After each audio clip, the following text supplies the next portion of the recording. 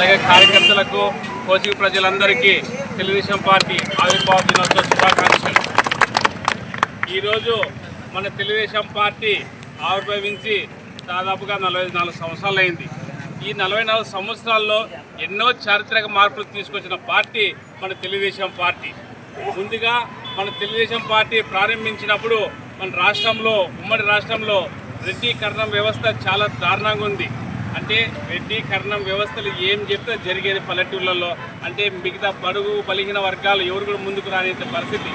అటువంటి పరిస్థితుల్లో మన నందమూరి తారక రామారావు గారు పార్టీ ప్రారంభించిన వెంటనే ఎలక్షన్లో గెలిచిన వెంటనే కర్ణం రెడ్డి వ్యవస్థలు రద్దు చేసి మన మండల వ్యవస్థను తీసుకొచ్చారు. అంటే ఇప్పుడు మండల వ్యవస్థ అంటే ఎంపీపీలు కావచ్చు, ఎంపీటీసీలు కావచ్చు, జెడ్పీటీసీలు కావచ్చు, జిల్లా పరిషత్తులు కావచ్చు, ఇవన్నీ తీసుకొచ్చి బడుగు బలిహీన వర్గాలకి అధికారం ఇచ్చిన పార్టీ తెలుగుదేశం పార్టీ.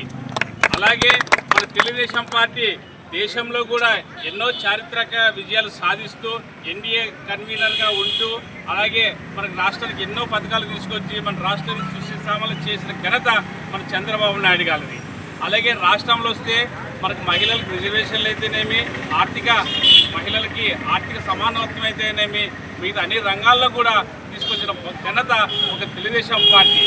ఎప్పుడైతే బడుగు బలిహీన వర్గాలకు అధికారం వస్తుందో అప్పుడు ప్రజలందరూ కూడా సస్యశ్యామలంగా ఉంటారు, అందరూ కూడా సుఖశాంతులతో ఉంటారు.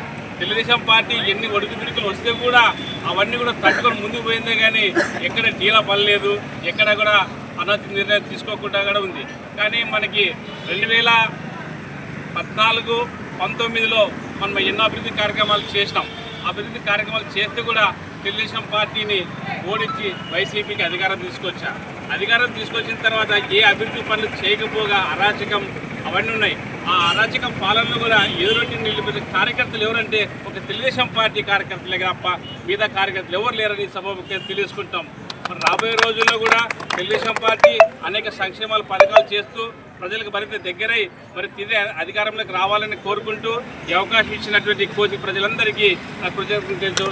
జై తెలుగుదేశం, జై చంద్రబాబు నాయుడు, జై తిక్కారెడ్డి.